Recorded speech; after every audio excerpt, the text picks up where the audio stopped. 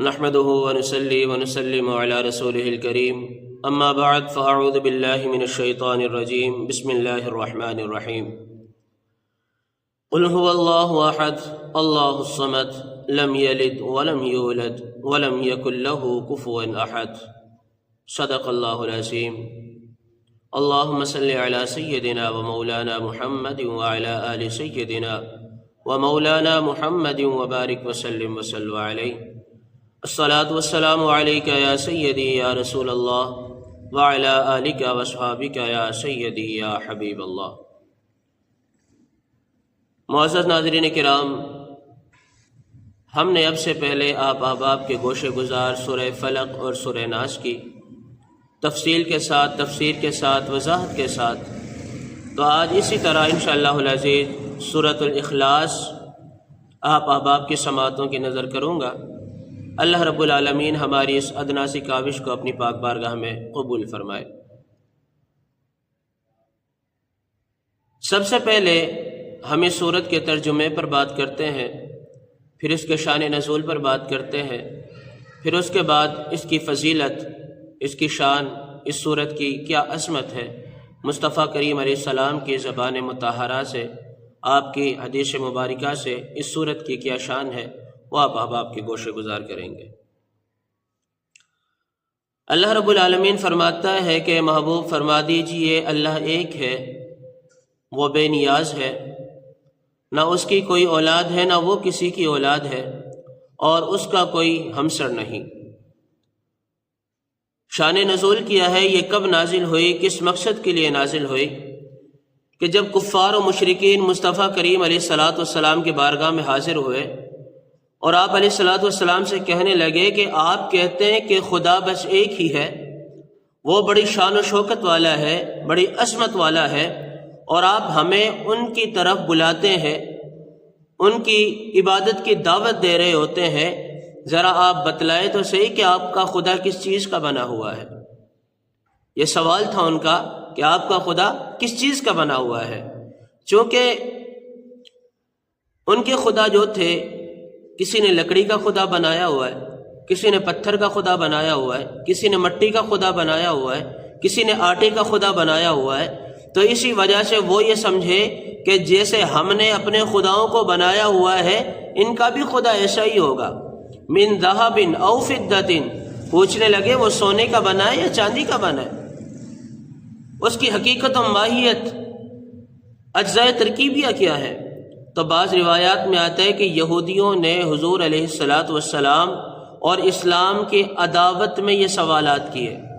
تاکہ اسلام کی حقیقت و حقانیت کو ثابت نہ ہو سکے، لوگوں کو اسلام سے دور کرنے کے لیے کیف عضدہ، کہ اس کے بازو کیسے ہیں، اس کا جسم کیسا ہے، کس نے اس کو پیدا کیا۔ جب یہ سوالات ہو رہے تھے، اسی دورانیے کے اندر حضرت جبریل علیہ الصلاۃ والسلام اللہ رب العالمین کا پیغام لے کر تشریف آئے، اور خالق نے فرمایا کہ حبیب آپ فرما دیجئے کہ وہ اللہ ایک ہے، وہ بے نیاز ہے، اس کی کوئی اولاد نہیں، نہ وہ کسی کی اولاد ہے، اور پھر فرمایا کہ اس کا کوئی ہمسر نہیں ہے۔ تو پتہ یہ چلا کہ میرے رب کائنات نے، خالق کائنات نے اپنے محبوب کی زبان سے اپنی وحدانیت کو کتنے خوبصورت انداز کے اندر بیان فرمایا۔ وہ بے نیاز ہے، وہ وحدہ لا شریک ہے، لا مثل لہ ولا مثال لہ، کہ نہ اس کی کوئی مثل ہے، نہ اس کی کوئی مثال ہے، اور نہ ہم اس کی مخلوق میں مثال دے کر بیان کر سکتے ہیں، کیونکہ باقی سب مخلوق ہیں، وہ اکیلا خالق ہے، وہ پیدا کرنے والے ہیں، ہم سب پیدا ہونے والے ہیں۔ تو پتہ یہ چلا کہ جو مخلوق سے تشبیہ دی جا سکتی ہے، مخلوق کی مثال مخلوق کے ساتھ دی جا سکتی ہے، مگر جو خود خالق ہے، جو پیدا کرنے والا ہے، اس کی مثال کا تو کوئی ہے ہی نہیں۔ لا مثل لہ ولا مثال لہ، نہ اس کی کوئی مثل ہے، نہ اس کی کوئی مثال ہے۔ وہ وحدہ لا شریک ہے، وہ یکتا ذات ہے، وہ تنہا ہے، اور اسی وہی عبادت کے لائق ہے، اسی کے لیے سجدے کیے جاتے ہیں، اسی کے لیے نمازیں پڑھی جاتی ہیں، اسی کے لیے ساری عبادتیں جو ہے وہ ذات کے باری تعالیٰ کے لیے ہی کی جاتی ہے۔ حضرت امام راضی رحمۃ اللہ تعالی علیہ آپ 3 کیٹیگری بیان فرماتے ہیں۔ آپ کہتے ہیں کہ خالق نے فرمایا قل هو اللہ احد، ہو اللہ اور احد، ان 3 لفظوں کا معنی سمجھا رہے ہیں۔ آپ فرماتے ہیں کہ خالق کائنات نے لفظ احد کا تذکرہ اس لیے کیا، لفظ احد کو اس لیے چنا کہ چونکہ ان کے خدا بہت زیادہ تھے۔ جس طرح ایک چھوٹے بچے کو سمجھانے کے لیے گنتی پہلے اس کو سکھائی جاتی ہے، اعداد و شمار اسے بتلائے جاتے ہیں، پھر وہ چیزوں کے درمیان تمیز کر پاتا ہے کہ اس کی کتنی تعداد ہے، اس کی کتنی کوانٹٹی ہے۔ تو اسی طرح اللہ رب العالمین نے لفظ احد لا کر ان سارے کفار و مشرکین کو بتلا دیا کہ تم جن خداؤں کی عبادت کرتے ہو وہ تعداد میں بہت زیادہ ہے، مگر رب نے لفظ احد لا کر بتا دیا کہ جو معبود ہے، جو عبادت کے لائق ہے، جو وحدہ لا شریک ہے، وہ تعداد میں زیادہ نہیں ہے، بلکہ صرف وہ ایک وحدہ لا شریک ہے، وہ اللہ رب العالمین کے ساتھ ہے۔ پھر دوسرے مقام پر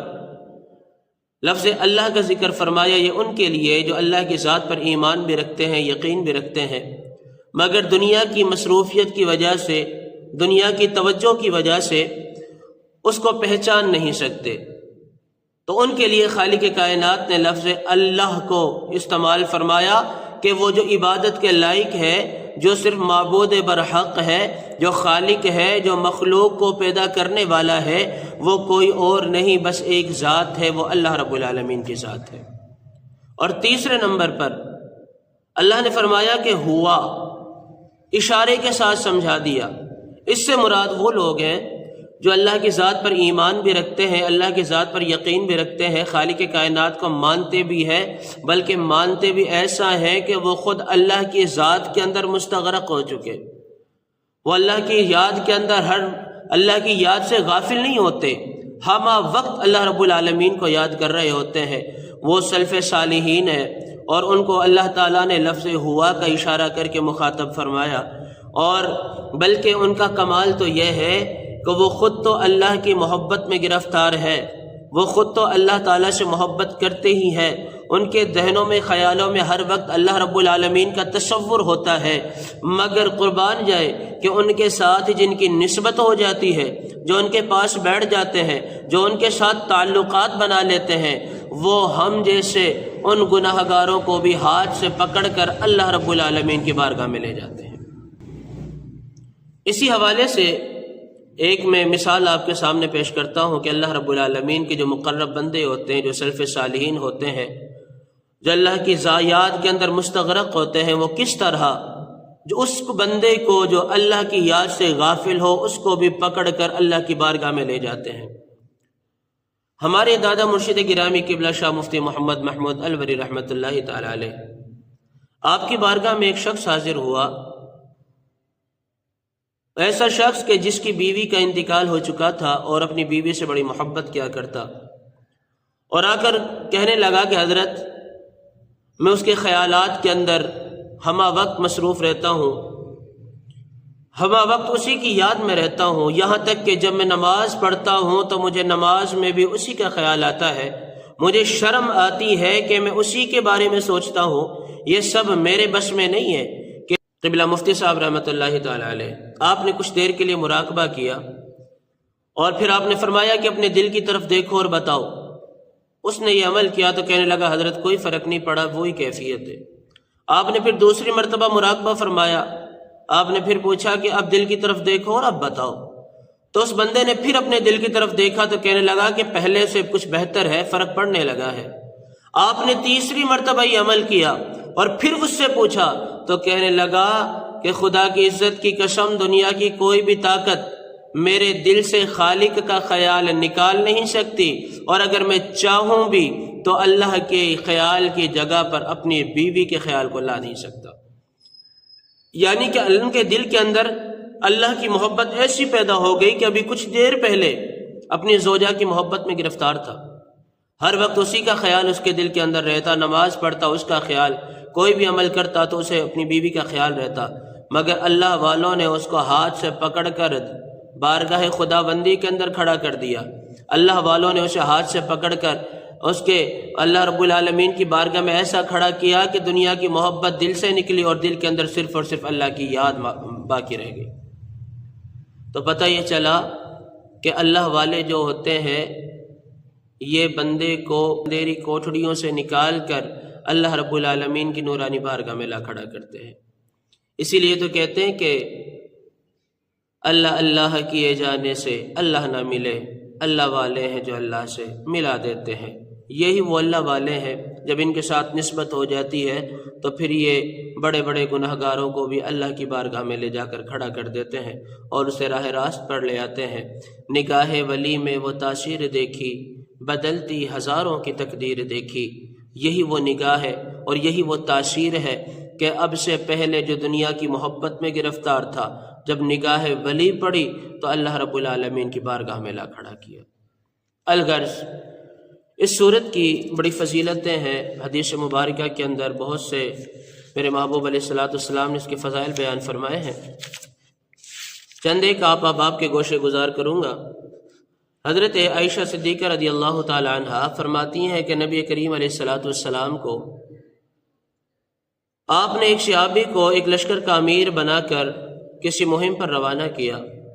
اور ان کا یہ معمول تھا کہ جب وہ جماعت کراتے ہر رکعت میں قرات کے اختتام پر سورہ اخلاص کی تلاوت کرتے۔ واپسی پر لشکریوں نے اس بات کا تذکرہ بارگاہ مصطفیٰ میں کیا۔ حضور علیہ السلام نے فرمایا کہ تم اس سے پوچھو وہ ایسا کیوں کرتا ہے۔ اس سے دریافت کیا گیا تو اس نے جواب دیا کہ اس صورت میں خداوند رحمان کی صفت ہے، اس لیے میں اس صورت کی تلاوت کو محبوب رکھتا ہوں۔ تو میرے محبوب علیہ السلام نے فرمایا اسے بتا دو کہ اللہ تعالیٰ بھی اسے محبوب رکھتا ہے۔ یعنی وہ سورہ اخلاص کی تلاوت نماز کے اندر ہر وقت اسی لیے کرتا کہ اس کے دل میں اللہ کی محبت موجود تھی، اللہ کی محبت میں گرفتار تھا۔ تو میرے محبوب نے فرما دیا کہ وہ رب سے محبت کرتا ہے تو اللہ رب العالمین بھی اس کو محبوب سمجھتا ہے۔ حضرت سعد بن ساعدی رضی اللہ تعالی عنہ، حضرت سہل بن سعد ساعدی رضی اللہ تعالی عنہ فرماتے ہیں کہ ایک شخص نے بارگاہ مصطفیٰ میں اپنے فقر اور تنگ دستی